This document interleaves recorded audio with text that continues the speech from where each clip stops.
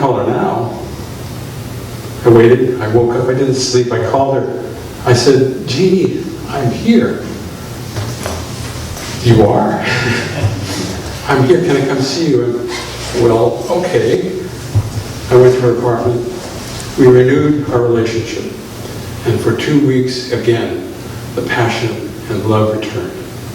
And then at the end of 2 weeks, she said to me, Rob, you can't come over anymore. I was dumbfounded. By then, I had fallen head over heels, I thought. She said, my real boyfriend is coming back. He's been on a golf tour, and he's returning. Jim's returning, so you can't come back. I was dumbfounded. I was lost. I was devastated. She says, as a matter of fact, you should leave and not come back here. I didn't listen to her. I went to her door, I knocked on the door. She'd open up that little crack with the chain on it, and she'd say, don't come here anymore. I did it 3 or 4 times. Every time I left, I felt totally devastated. And one time she said, you know, maybe if you'd grown a mustache, I might love you. Now, I can't grow a mustache. I don't know, maybe it's the Polynesian blood, I'm not sure. But I thought to myself, I can do that. I can grow a mustache. And so for 2 weeks, I didn't shave my upper lips, and there wasn't much evidence of a mustache there. Just a few blonde hairs and a few scraggly brown hairs. I went to the drugstore and I got some of that hair color. Painted it on my cheek. Upper lip there, and I thought, oh, it looks like you've got a mustache. I went back to her and I knocked on her door for one last time. When she opened up the door, she said, for God's sake, you look like an alley cat. And she said, and I fell down. I was crying on her stoop. I was crying.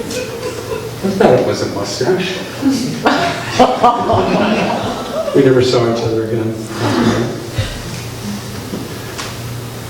You know, fast forward about 20 years or so, Ellen and I had made our second move to the mainland. This time it was a little better planned. We both had jobs working for nonprofits. We were living up in the West Hills of Bend, Oregon. My first snowy winter. I'd never seen much snow in my life, but we had a nice house. We had 3 children by then, all tucked in bed late at night. We had a double fireplace that we could see from our bed. The embers were dying down. Ellen was reading peacefully next to me. It was about 10 or 11 at night. It was wonderful watching the fireplace. And I thought, I'm so lucky. I finally found love. And it's a long-lasting love. And then the phone rang. Jarring sort of sound. Picked it up. Hello? Hello, Rob. Is this Rob? Yes, it's Rob. Rob, this is Jeannie. Do you remember me? Oh. Jeannie? Who? Jeannie from San Francisco. Yeah. How are you? I said politely. She said, well, that's why I called you. How are you? What are you doing? Just then I felt Ellen turn a bit. The book fallen on her face. She'd fallen asleep reading. I could see her beautiful smile as she dozed off. I took the book aside, put the bookmarker in, kissed her on the cheek. Rob, are you there? Yes, I'm here. I'm here. Well, I called to see how you were, if you're available. And I said, as a matter of fact, I'm not. I'm not available. And I'm just perfectly fine. Thank you very much. Those are the kind of thoughts that flooded through my mind as my son and I were walking down the beach. Sometime later, a few years later, he got married. We were at his wedding ceremony. It was a beautiful ceremony. And when I saw him with the woman that he was with, not the one he was with in San Diego when we had that beach house, not the one that both Ellen and I were wondering about, but you know, it's not our business to wonder about those things. He had met someone who I could tell when they were together, they were in love. My son said to me privately after the wedding, he said, Dad, do you remember that walk on the beach? I said, yes, I do. He said, do you remember the question you asked me? I couldn't remember what it was. He said, I asked you, how do I know when I'm in love? And I said, oh, that question. He goes, I want you to know that with Jan, I didn't have to ask the question.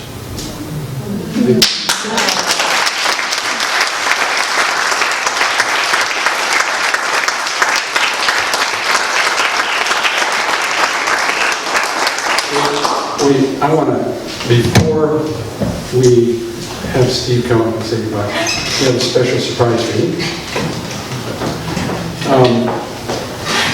Well, this is for you. In that package, you can take it out. It's a very special lei. It's made of kukui nut. Kukui tree in Hawaii, the candlelight tree. It has very special and sacred qualities. Kukui nut is the state tree for a number of reasons. This is made of polished kukui nuts. There are three qualities about the kukui nut that I love. One is that when we were young and we would have campouts, we would throw kukui nut in the fire and the smoke would chase the mosquitoes away. So it has protective qualities. The way that Steve protected us from our own fears and own inadequacies and our nervousness. It also has medicinal qualities, some healing qualities. The salve can be used to ease wounds, even a laxative. Steve, thank you. I knew you would say something right. But Steve's gentle coaching was often medicinal property for us. But most importantly, it's called the candlelight because the oil is used to light lamps, to illuminate. And Steve had the ability to illuminate our strengths and our weaknesses and make us hopefully better performers. So Steve, thank you.